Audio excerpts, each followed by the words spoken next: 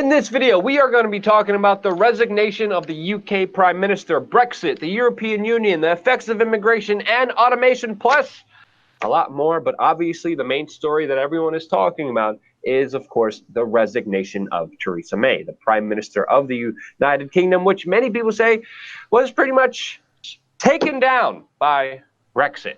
There's going to be a lot of important ramifications because of this. Many people talking about a no-deal Brexit, and of course, her announcement will succumb to her leaving the office on June 7th. She announced this in a teary kind of a statement, also kind of running. We're going to play a little bit of that video in just a little bit. But obviously, this will now also trigger a leadership contest with several Conservative MPs right now going to run for the coveted seat of Prime Minister of the United Kingdom to hopefully lead them to Brexit, which of course Theresa May was supposed to do, but now she's going to be giving that important role to someone else. Jason, what do you make of this latest announcement and its larger ramifications? Oh, that's a big win. It's a big win, isn't it? I mean, we're going to play some of this, and these are tears of joy from Jason Bermas. This shows you that the people can have an effect. I mean, they've been fighting tooth and nail. We're not talking one vote. We're not talking two. I mean, three times.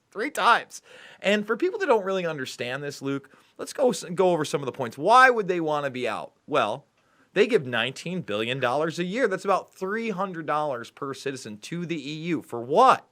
For more taxes, more regulation, and things they simply do not want. They think it threatens British sovereignty. There you see Boris Johnson. He is the former London mayor, and he is, a lot of people saying, the front runner for this. And he's saying if he does get elected, by the way, Luke, this is it. We're just going to have the breakup. Well, obviously, we've been very critical of the European Union. We interviewed a lot of important figures. George Galloway was a prominent figure on the left. He's very much against the European Union, against the centralization. People think it's the left and right issue. It is not. And I think a lot of the points, if you look at We Are Change and George Galloway, you put that into a search engine or YouTube, you'll see a very important video coming from a kind of left-leaning perspective calling for Brexit and the benefits of it. But I think one of the largest ones is, of course, the bigger regulations that favor big corporations. Many people don't understand. Many people think the European Union, it's such a great law-abiding bureaucratic force of people trying to do good. No. A lot of the regulations actually hurt small business and empower large corporations. And that's one of the reasons why a lot of people are seeing this Brexit as a good thing. It's a populist thing. The people voted for this. They were supposed to implement this, but there's been many powers, there's been many forces trying to prevent the UK from leaving the European Union. Now, with Theresa May leaving and Conservatives looking at the helm to take over her position, I think that this could lead to a positive effect. There's a whole nother argument to make with immigration, which I want to talk about at the end of this video. But sorry, Jason, I cut you off. Continue going here. No, I think that's a good break into watching the very end of her farewell speech. It's so odd because in our culture, a president goes kicking and screaming. The last time we had a resignation was Richard Nixon, right? And that was because he was about to be brought up on charges. He was about to be impeached. Clinton, he got impeached. He rolled with it. He slid right through. I mean, Trump has a special investigation against him. Presidents don't normally step down. And this prime minister, let's see how she feels about it. Whatever our background, the color of our skin, or who we love, we stand together. And together, we have a great future. Our politics may be under strain, but there is so much that is good about this country. So much to be proud of. How about Brexit? So much to be optimistic about. I will shortly leave the job that it has been the honor of my life to hold. The second female Prime Minister, but certainly not the last. I do so with no ill will, but with enormous and enduring gratitude to have had the opportunity to serve the country I love.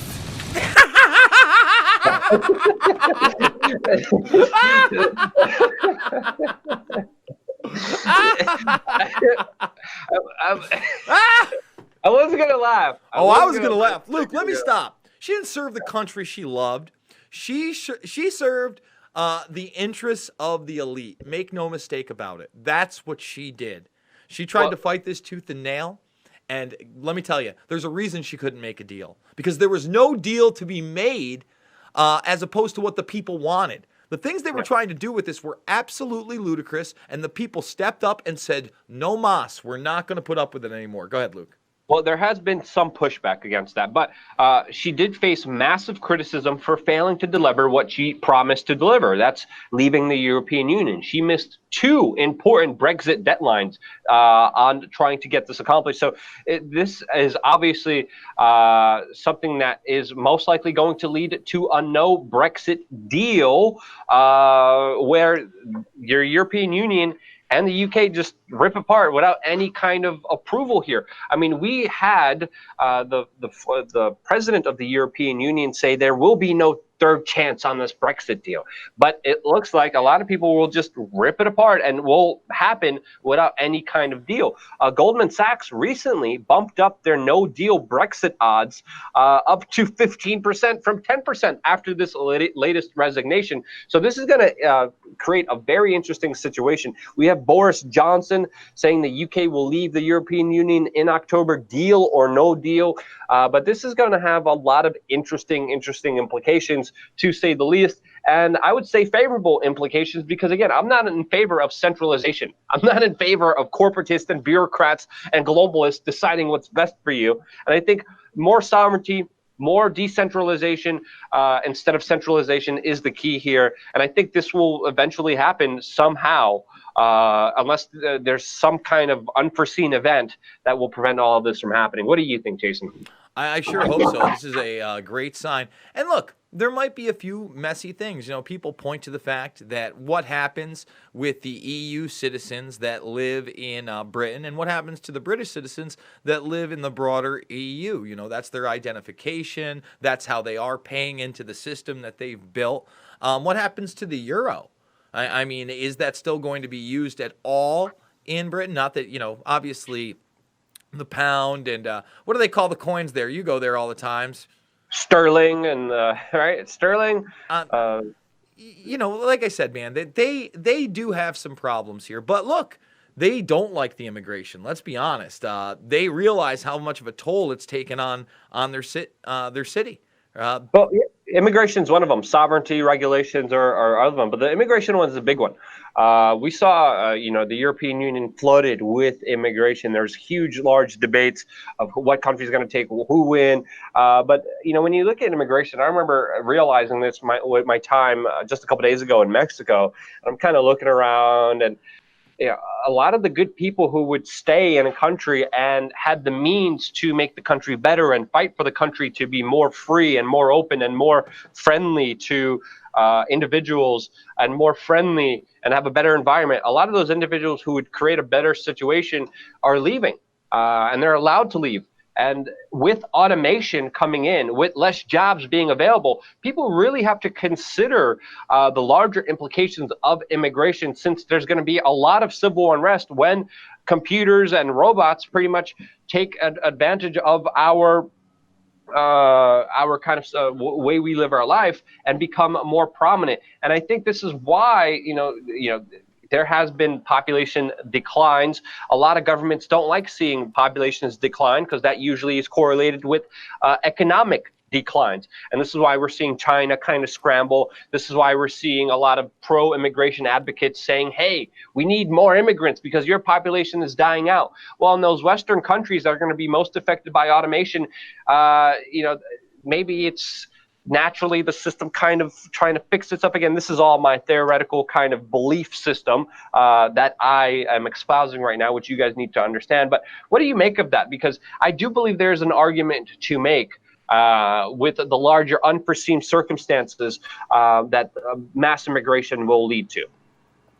Well, I think that it is foreseen. I think they know damn well that when you have so many migrants, hundreds of thousands of migrants coming into the area, I believe they estimated at 333,000 in 2015, you are going to have a disruption in the economy. And we're already seeing the disruption of automation. I mean, look at our country. Look at McDonald's getting rid of many of their counter people for what? kiosks. We now have automated machines that are making coffee. Soon you won't have baristas, or you'll have very few people working there as well. It's the world we're moving to, and that is something that we have to look at.